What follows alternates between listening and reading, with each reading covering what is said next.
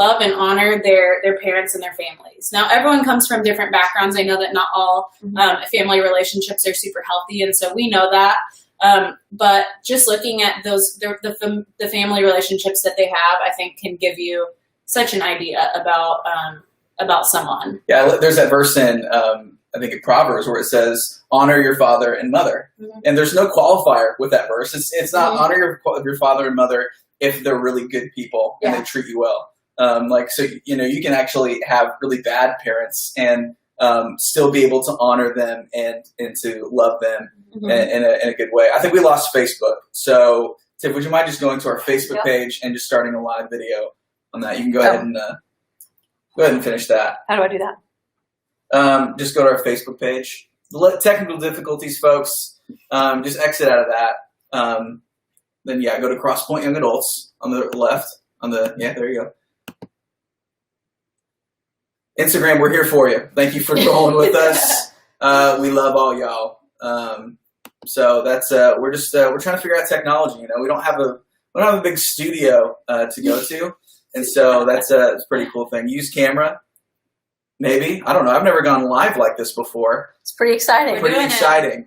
You guys can talk amongst yourselves for 1 second, okay? So that works. That's good. Just the default internal microphone. I don't know how to just go. I don't either. Anyway, we could. How about you just go live on your phone on Facebook? Okay. Then we'll get it going. Sorry, guys. Listen, let's just go with Instagram right now. Okay. Let's just go with Instagram. Sorry, guys. This is what are we on? What were we talking about? We were talking about traits to look for. Traits to look for. Yeah. What are some other traits that we want to look for? So, guys, I think this is huge. We live in such a hookup culture right now. A culture that it's all about mind games. I don't know if any of you have had to deal with this, but especially with like the online dating world and just the culture that we live in. It's so touch and go, and we never know, like, oh, I don't want to say too much, or, oh, I don't want to, like, give away that I like you, so I'm going to, like, wait a couple hours to respond. But I think a good trait to look for is, like, have they made their intentions clear to you? Do they continue to pursue you and show you that they're interested, or is it very wishy-washy? Because I know one of the most stressful things in a relationship is not knowing where you stand with that person. Right. And so does this person, are they consistent, and do they pursue you and tell you, like, hey, I like you, I want to be with you. And we think that's I think that's so important, because just having your emotions jerked around every which way is exhausting. And so that's another thing. And then one last thing, like, I know this sounds cliche, but just reading through 1 Corinthians 13, you guys have all heard it said at weddings. People say it to each other. But this whole verse is on love is patient, love is kind. It does not envy, it does not boast, it is not proud. Guys, I would just encourage you to go through 1 Corinthians 13, read through what that looks like, and just ask yourself, are these traits that this person possesses? Are they showing me love? Are they showing me kindness? And if all of them are like, oh man, they really, like, I don't see any of this in them. Yeah. Then that's when it's more of a red flag. Because I think one of the things that people can kind of fall in the trap of is, they don't maybe have the greatest attributes, but they're like, I can fix that. By the time we get married, I'll be able to work on that, and we'll be able to fix that together. And I think as much as like good things to look for, I think some of these would just be helpful. It's like, what are some red flags besides this, like, that you guys would look for?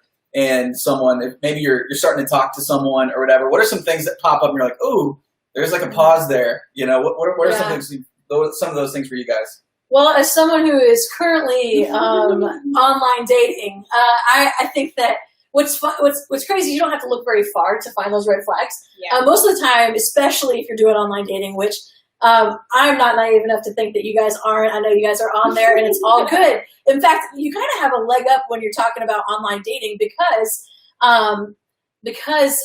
sorry, it was not because he didn't have insight to that. I thought there was a pause. A lot of technical folks. But because people put it out there, like they say what they're about, and a couple of things that I've seen that whenever I'm looking at somebody and evaluating, okay, is this a swipe right person or not? Is whenever they say whatever they say. I'm looking for somebody who is going to love me for me. I'm looking for somebody who is going to just be able to go on adventures with me and just complete me. Like sentences like that, they sound really romantic and it sounds like a rom-com, which is awesome. Like you're like, I could be that person. But the truth is, what I notice in that is like, I feel like they're not looking for me. It's all about them. If you look at a bio, a lot of times like their entire dialogue is about what I can do or what that person that you hope will fill that void can do for you. And when it comes to love, I'm not looking for someone just to fill that slot. Like I want to actually fall in love with a person for them because they're an entire individual. They're a whole individual. I'm a whole individual. And if I'm looking for them to make me feel whole, they're going to leave me wanting. And the same goes for them. And so that's something that I've noticed. That's really good too. Also, Tiff, I think you went live on your personal Facebook, which is great. But so thank you guys for watching, everyone. We're not doing a just like a sit down chat. This is for young adults. So, but we can keep it going. No. I'm going, guys. I'm taking it off. But join us on Instagram. It's gonna be awesome. It's gonna be awesome. All right, Instagram, you got it. You're the exclusive. You finally did it. Y'all been putting up with some stuff tonight. It's okay. It's okay. Next time we do this, we'll have more professional equipment. So that's a good thing. All right, so Kyle, what are some of the red flags we have going on? Yeah, I think this is one of the biggest red flags ever. Guys, if your family and your friends and the people that you love and trust are raising concerns about this person, y'all, that's it. I can tell you from so many personal experiences, not that I have a ton of dating experience, but growing up in a household of 3 sisters. I'm not the only person you've ever dated. Okay. Anytime that we, would start dating someone and our families would not approve, can I just tell you, it didn't work out. It never worked out. And when you are already into this person or you see those baby blue eyes, you get... I don't have blue eyes. I'm just talking to the crowd here. But you like blue eyes. Oh my gosh. You're crazy. We'll have to talk after this. But when you are already invested, it's like you've got 2 blinders on. You've got blinders on both sides of your eyes, and you're not going to see anything that they do wrong. They're the perfect person. Nobody understands. It's just like no one gets it, but they're amazing. But guys, I got to tell you, you've got to listen to the people that you love and trust because they know what's going on. Yeah. It's so true. Okay, so we looked at some of those red flags, some of those good things to look for. But for a lot of us right now, we're single. Maybe you're on the search to find someone, or maybe you're just like, I'm just kind of doing my thing. I'm single. And one question that I think is really good to ask yourself is, how do you thrive as a single person? And I think that's something that we all need to. If you're single in here, you need to ask yourself that question and be real about this. Tiffany, how would you thrive as a single person? Yeah, I think that's such a good question because we all wonder how to do that. Like we look at people who are in a different season than us and we think that's the ticket. Like that they're thriving, I'm waiting. Yeah. And I think when it comes to thriving, sometimes we can either put all of our hope into that next season, or we can like swing the other way and say, hey, you know what? And just like pretend that you don't want that. You're like, I'm good. I'm not even looking. I'm not even looking. People say that all the time. And I think that there's a balance. And so I've heard it said that the best way to describe it is, for me, I'm looking forward to marriage, but I'm not waiting on it. And so I think it's important to acknowledge that is something that you want. If you're single right now, I know that people are like, hey, Paul said it's better to be single, whatever. Like that doesn't help me necessarily. You know what I mean? Paul. Not my friend Paul and also the Apostle Paul. Yeah. But like people will say like throw things like that at you and you're like, I don't think I want that. Or like singleness is a gift and you're like, can I return this gift? I'm not into this gift. I didn't ask for this gift. And I think it's important to acknowledge that, yes, I would love to be married one day. Yes, I would love to be in a relationship. I think that is so, so, so healthy. But to acknowledge that you're looking forward to it, but you're not waiting on it. Yeah. And I think that for me, if tomorrow was supposed to be happening now, it'd be called today.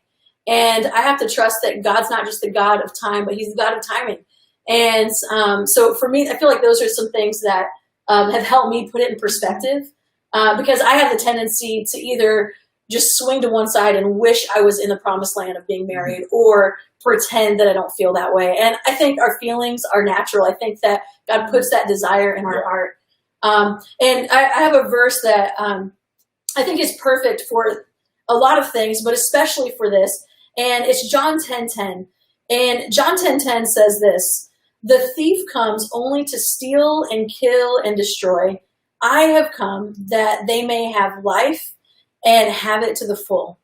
And, when I think about how the thief, who is Satan, he comes to steal, kill, and destroy. When I think about that in the context of relationships and singleness, I think, isn't that exactly what he wants to do? Yeah. Like, here we are, like, God didn't say, "I want to give you a full life once you're married." Yeah. His desire is to give you life and life to the full.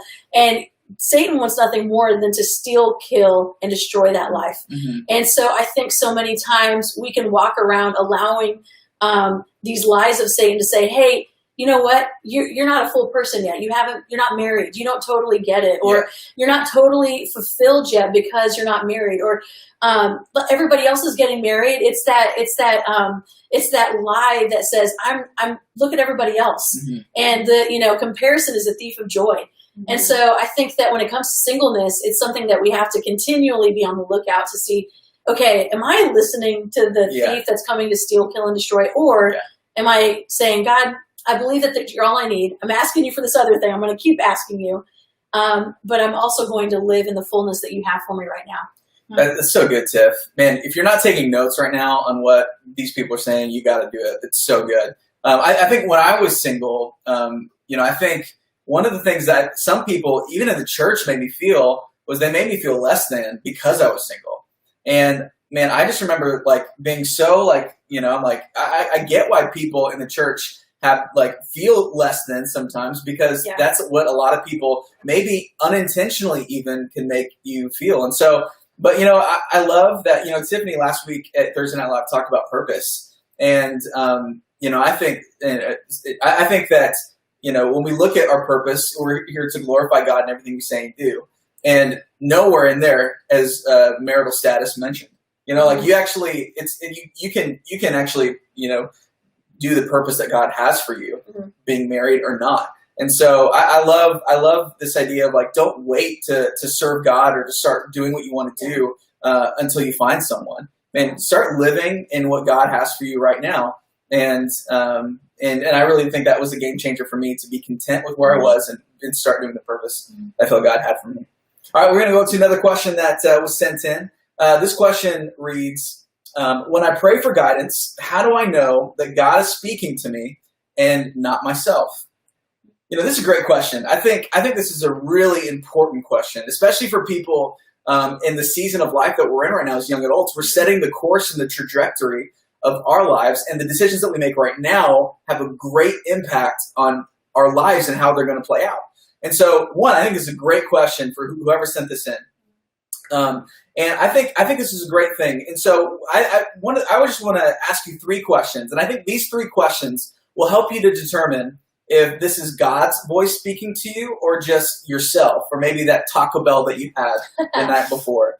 So here's the first question. If you want to determine if this is God's voice or yourself, the first thing is, does this fall in line with God's word?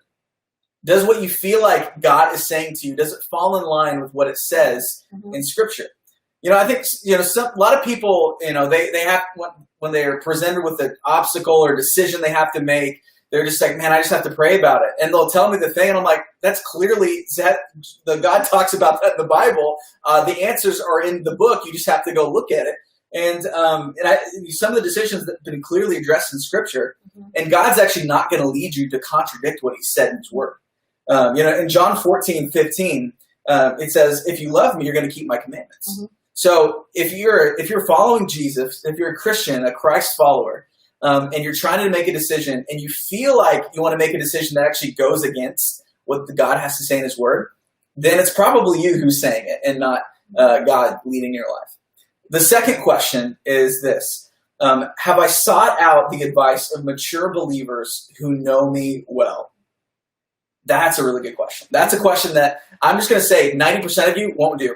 You're not going to do this, okay? But this is a game-changing thing that you can do in your life if you actually want to see the power of God work in your life and actually see God move in different ways.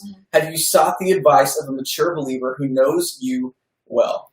Others may not be right all the time, But if 3 or 4 or 5 mature believers agree, then your opinions must be taken serious, or their opinions must be taken seriously. And I think it's really wise to consider this, and I think it's also good to always